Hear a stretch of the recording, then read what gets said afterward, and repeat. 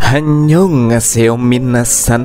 Today kita akan lanjut pembahasan Embers pada episode keempatnya. Seru-seruan aja kita. Buat kalian yang baru join silahkan tonton bagian sebelumnya. Ku simpan di bagian playlist. Yeyu sang main karakter mendapatkan bantuan dari Ailey dan Tang Xiaokui ketika terlibat dalam pertarungan melawan Dark Puppet demi menyelamatkan seorang bocah. Dia pingsan gara-gara mengaktifkan tubuh Qingluan yang belum dirinya benar-benar kuasai. Dalam perjalanan pulang setelah mengambil inti filter yang dibutuhkan untuk membuat zat penyesuai mikro di acara festival desa, Ailey jatuh dalam kegilaan sejenak gara-gara suara riuh warga serta api yang terang memicu penyakitnya, penyakit yang dikenal sebagai sindrom kematian putih.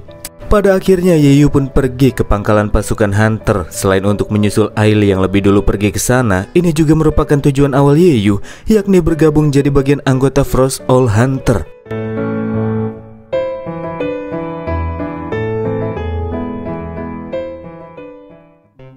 Dalam ujian paling dasar sebelum seseorang bisa menjadi bagian dari anggota Hunter, dilakukanlah tes fisik. Orang yang fisiknya lemah bakalan langsung ditendang keluar, yang punya daya tahan lemah akan ditendang, dan yang gak punya kemampuan baku hantam juga bakalan ditendang. Pada tes ini Ailey dan Yeyu tentu saja lolos dengan cukup mudah.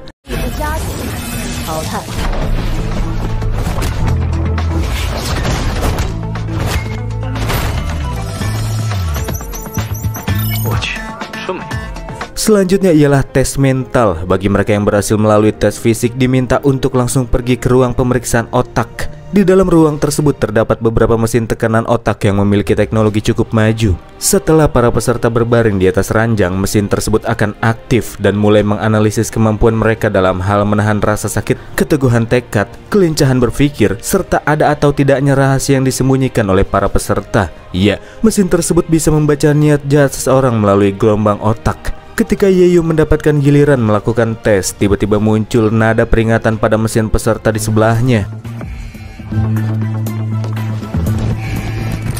Mesin tersebut baru saja berhasil mendeteksi kebohongan seorang peserta yang didapati memiliki niatan untuk membunuh kepala pemburu. Para petugas kemudian memberikan hukuman di tempat kepada peserta penyusup tersebut. Mereka menambahkan intensitas tekanan otaknya. Ketika hal itu dilakukan dalam sekejap, arus listrik yang sangat kuat langsung menyerbu ke dalam otak si penyusup, membuatnya harus menjalani sisa hidupnya jadi orang yang gak punya akal, tapi bahagia karena ketawa terus.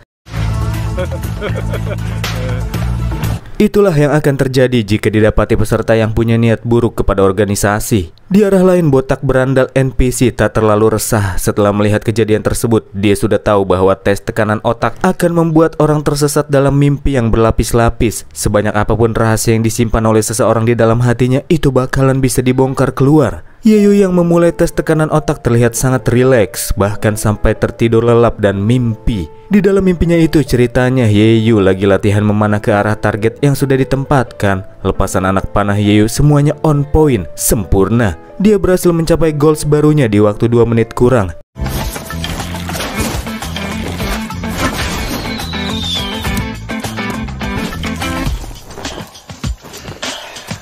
Gurunya, Fei Ming, bertanya apakah Yeyu mau menggunakan kemampuannya itu untuk memburu para monster mutasi di hutan. Loh, bukannya memburu makhluk seperti itu mereka hanya memerlukan pistol, tanya Yeyu balik. Biasanya sih iya, hanya saja peluru yang harganya paling murah saja sangat mahal bagi orang Kismin kayak mereka. Selain itu, panah juga memiliki kemampuan yang gak ada dalam senjata pistol, di mana panah bisa berbelok. Para petugas ujian gak nyangka kalau Yeyu malah sangat rileks pas tes tidur nyenyak lagi. Kalau kayak gini sih dia bakalan auto lolos. Di sisi lain di dalam ruang pantau ada Boju sama Cao Cao yang lagi ngobrol. Boju kasih tahu kepada tante terkait dengan Fei Ming yang sudah meninggal. Info yang didapati dari Yeyu sebelumnya.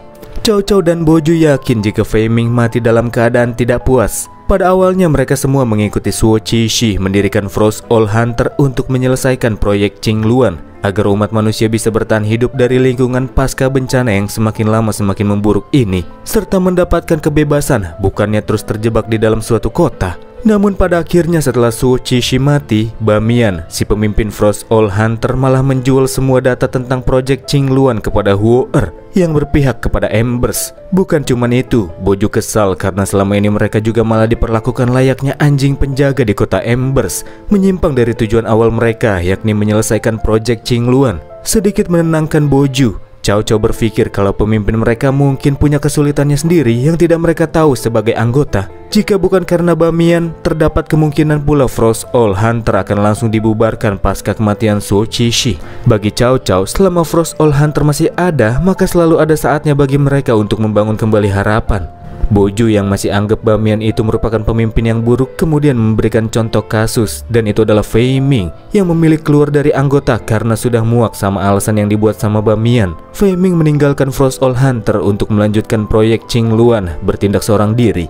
Jadi setelah meninggalkan Frost Owl, Fei Ming pergi seorang diri untuk mencari objek eksperimen proyek Qing Luan yang masih bertahan hidup. Karena di masa lalu orang-orang yang ikut dalam proyek ini kebanyakan pada meninggal. Fei Ming melakukan pencariannya di sisa-sisa pangkalan yang telah ditinggalkan sama Su Qishi, area terlarang yang terpapar oleh radiasi.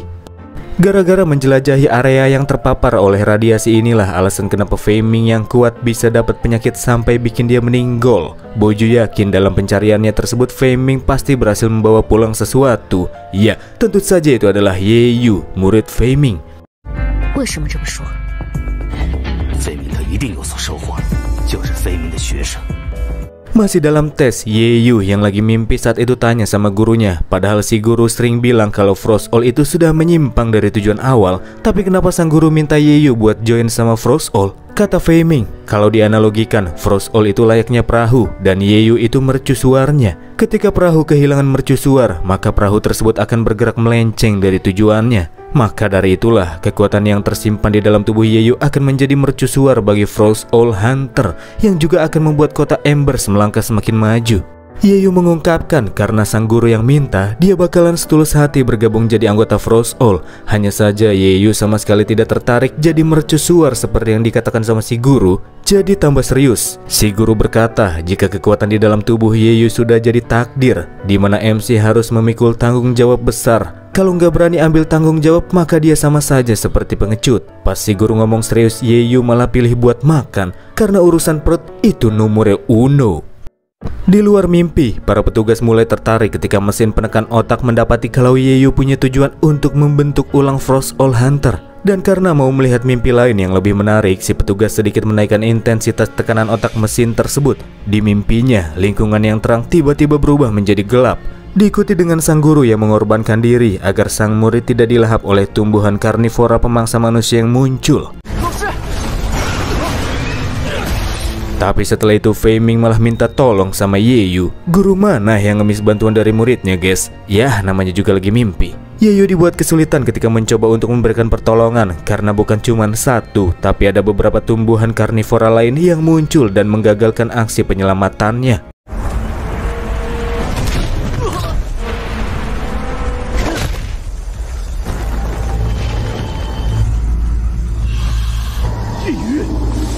Di situ Fei Ming bukan cuma minta tolong, tapi dia juga nyuruh Ye Yu buat aktifin kekuatan rahasianya. Sangat berkebalikan sama kata-kata si guru yang pernah ngomong kalau dia nggak boleh pakai kemampuannya itu sering-sering, apalagi di depan publik, bisa-bisa kebaca lawan. Dari sinilah Ye Yu sadar jika dia sekarang lagi ada di dalam tes otak, karena gurunya yang asli tidak akan pernah membiarkan Ye Yu pakai kekuatannya. Bahkan sang guru yang super irit itu juga tidak akan membiarkan Ye Yu buang-buang anak panah. Daripada nyelamatin gurunya yang minta tolong terus, pada akhirnya Ye Yu memilih untuk melepaskan beberapa anak panah yang bisa meleduk untuk memusnahkan tubuhan karnivora dan juga sekalian sama gurunya.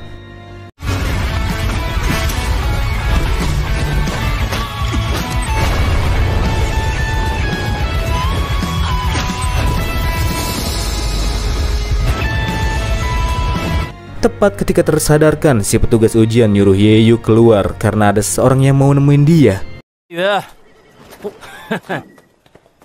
Dan orang yang dimaksudkan adalah Boju yang nampak sangat bangga sama hasil yang dicapai sama Ye Yu ketika menjalani tes. Boju kemudian ngajakin Ye Yu untuk pergi bertemu sama anggota Frost Owl lainnya yang dahulu juga pernah menjadi rekan Fei Ming. Di sini Ye Yu mulai curiga karena yang Ye Yu tahu gurunya itu kan nggak punya temen pas masih jadi hunter. Tiba-tiba saja terdengar suara gemuruh yang berasal dari langkah kaki para makhluk mutasi tingkat tinggi serta tanaman pemakan manusia yang muncul dan melakukan sergapan di area Camp Hunter. Boju mengorbankan diri menyelamatkan Yeyu dari serangan musuh, membuat tubuhnya harus ditembus sama tangkai tanaman tumbuhan karnivora.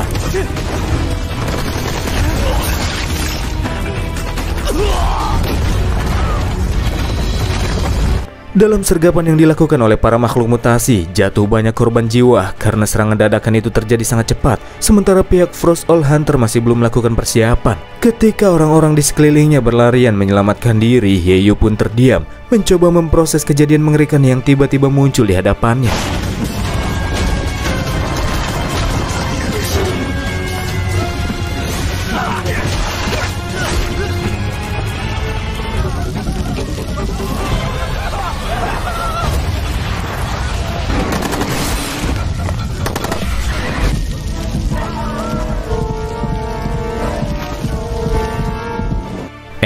Taunya itu cuma mimpi, guys. Aslinya Yeyu masih ada di dalam tes tekanan otak. Mesin otak itu tiba-tiba error gara-gara kenaikan mental Yeyu secara tiba-tiba. Di dalam mimpinya, Yeyu yang mendapatkan penyerangan dari beberapa makhluk mutasi pada akhirnya menggunakan sedikit kekuatan Qingluan.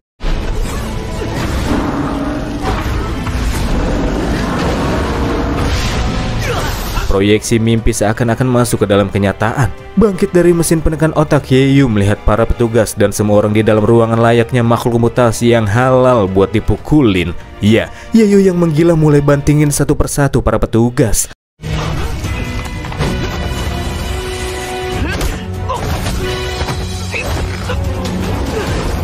Si cowok cool yang melihat Yeyu menggila juga sedikit beradu pukulan sama dia. Tapi pas pegang lengan Yeyu, tangan si cowok cool itu langsung melepuh.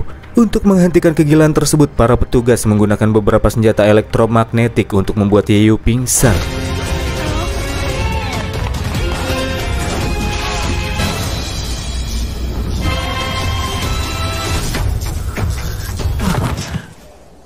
Sebelum pingsan, Yeyu sadar dan bersyukur karena semua yang baru saja dia lihat untungnya cuma sekedar mimpi belaka.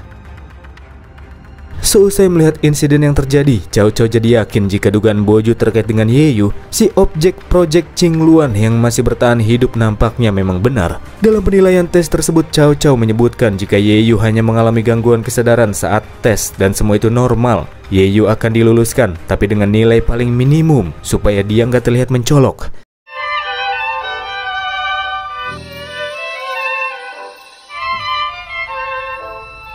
Di waktu senja, Yeyu yang kembali tersadarkan melihat Boju yang lagi ngopi sambil dengerin musik indie. Masa iya orang sangar kayak Boju itu anak senja? Yeyu yakin pasti dia masih ada di dalam mimpi nih. Bikin dia kesal karena tesnya masih belum selesai-selesai juga. Yeyu saat itu noyor Boju dan berniat lompat dari lantai atas bangunan untuk memulai tes yang dia pikir sih masih berlangsung. Ketika Yeyu lompat indah ke bawah, Boju bergerak cepat lepas minumannya untuk menolong Yeyu. Sambil menarik satu kakinya, Boju teriak, "Kalau Yeyu mau mati, jangan di tempatnya juga kali." Dari sinilah Boju jelasin kalau Yeyu itu sudah lulus tes, tapi kalau dia masih kekeh mau mati, cari aja pohon di luar sana buat gandir. Boju kemudian memanggil Natasha buat anterin Yeyu menuju kamar asramanya. Natasha adalah petugas logistik Frost All yang terlihat sangat wadaw, tapi dari belakang. Kalau dari depan bikin kecewa. Dia taunya om-om gemulai yang suka pakai rok mini, MC yang gak mau lihat auratnya jalan nunduk terus, guys. Yeyu tanya apakah mereka salah jalan, sebab dari bentukannya tempat ini lebih mirip sama kontrakan, berbeda dengan bangunan yang ditinggalin sama Boju sebelumnya yang terlihat lebih nyaman. Gadis Natasha menjelaskan kalau Boju itu merupakan salah satu founder Frost All Hunter yang statusnya beda sama Yeyu yang sekarang masih dianggap sebagai hunter magang. Pas tiba di depan asrama dan buka pintu, cukup kaget Yeyu karena ada Ailey di dalamnya. Bener-bener nggak salah kamar kan dia? Masa iya seorang pria mesti satu kamar sama wanita? Nggak salah dong, kata Natasha. Frost All Hunter itu tidak pernah membeda-bedakan pria ataupun wanita. Jadi hal pertama yang perlu Yeyu lakukan menurut Natasha di tempat ini adalah melupakan jenis kelamin sambil dia pukul bokong MC. Jangan samain MC sama kamu dong Nona atau Om.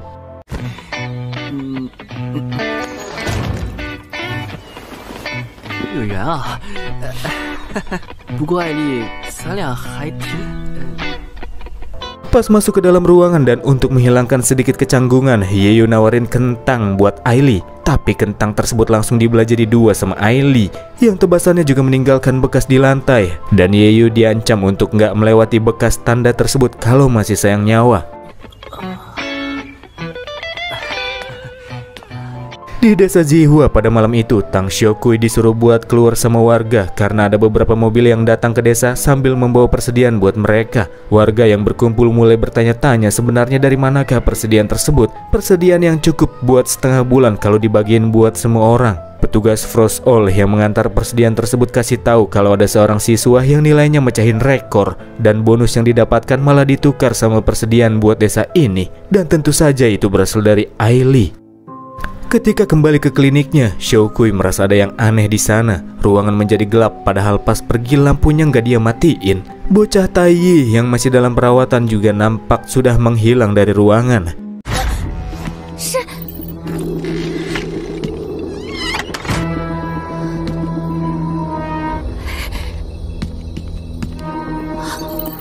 Beberapa zat penyesuai mikro juga tergeletak di lantai. Untungnya masih belum rusak. Bahkan ada yang sampai nyempil-nyempil di kolong-kolong dan pas mau ngambil barang-barang tersebut.